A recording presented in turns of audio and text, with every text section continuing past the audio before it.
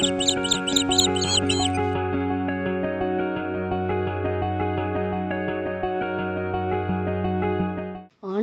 இனிய நாமத்தில் உங்களை சந்திப்பதில் மிக்க மகிழ்ச்சி அடைகின்றேன்.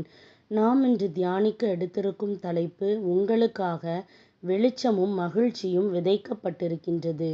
தியான வசனம் திருப்பாடல் அதிகாரம் 97 வசனம் 11. நேர்மையாளருக்கென ஒளியும் நேரிய உள்ளத்தோர்க்கென மகிழ்ச்சியும் விதைக்கப்பட்டுள்ளன. இந்த திருப்பாடலின் மூலமாக கடவுள் நமக்கு உணர்த்துவதை சிந்திப்போமா? கிறிஸ்துவுக்குள் பிரியமானவர்களே, நம்முடைய ஆண்டவரும் மீட்பருமான இயேசு கிறிஸ்துவின் வல்லமையுள்ள நாமத்தில் உங்களை வாழ்த்துகிறேன். இன்றைக்கு நாம் ஒரு அருமையான வசனத்தை தியானிக்க இருக்கின்றோம். நீங்கள் நீதியாய் வாழும்போது என்ன நடக்கும்? உங்கள் வாழ்க்கையில் வெளிச்சமும் சந்தோஷமும் நிறைந்திருக்கும். நாம் இறைவனால் உண்டாயிருக்கிறோம் என்றும் உலகம் முழுவதும் பொல்லாங்கனுக்குள் கிடக்கிறதென்றும் அறிந்திருக்கின்றோம் என்றும் அவர் நம்மை இப்பொழுதிருக்கின்ற பொல்லாத பிரபஞ்சத்தினின்று விடுவிக்கும்படி நம்முடைய பிதாவாகிய இறைவனுடைய சித்தத்தின்படியே நம்முடைய பாவங்களுக்காக தம்மை தாமே ஒப்பு கொடுத்தார் என்று விவிலியம் கூறுகின்றது. ஆம், உலகத்தில் பொல்லாதவர்கள் நிறைந்திருக்கின்றார்கள். யோபு என்ற மனிதன் நீதிமானாய் இருந்தார்.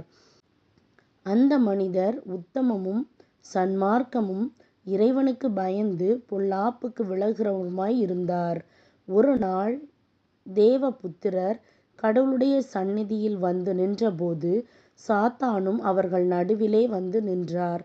சாத்தான், நீர் அவர் கைகளின் கிரியையை ஆசீர்வதித்தீர், ஆனாலும் உம்முடைய கையை நீட்டி அவருக்கு உண்டானவையெல்லாம் தொடுவீரானால் அப்பொழுது அவர் உமது முகத்துக்கு எதிரே உம்மை தூஷிக்கிறார் என்று பாரும் என்றார் என்று விவிலியத்தில் வாசிக்கின்றோம். யோபுவை தொடுவதற்கு சாத்தானை கடவுள் அனுமதித்த போது இருளின் காரணமாக அவர் வாழ்க்கையில் பல உபத்திரவங்கள் நேரிட்டன.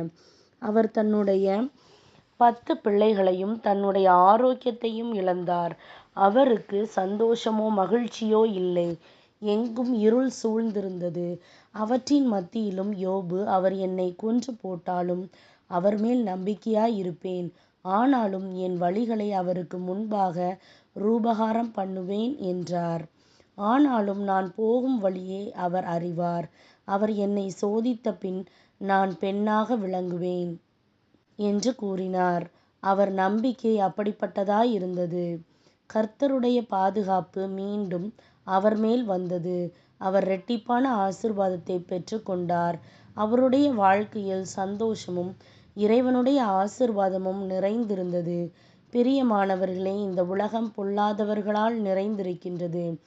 ஆகவே இப்போதே உங்கள் வாழ்க்கையை ஆண்டவருக்கு அர்ப்பணியுங்கள். அவருக்கு முன்பாக நீதியாய் வாழுங்கள். அப்பொழுது நீங்கள் இருளுக்குள் இருக்க மாட்டீர்கள், மகிழ்ச்சியாலும் சந்தோஷத்தாலும் நிறைந்திருப்பீர்கள். சிந்திப்போம், வாழ்வாக்குவோம். நாம் ஜெபிக்கலாமா?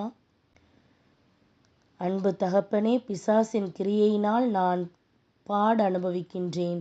பிசாசின் கிரியை என் வாழ்க்கையை இருளாக்கி விட்டது. ஆண்டவரே, நான் உம்மையே முழுவதுமாக நம்புகின்றேன். ஆண்டவரே, என் வாழ்க்கை வெளிச்சத்தாலும் சந்தோஷத்தாலும் நிறைந்திருக்கட்டும்.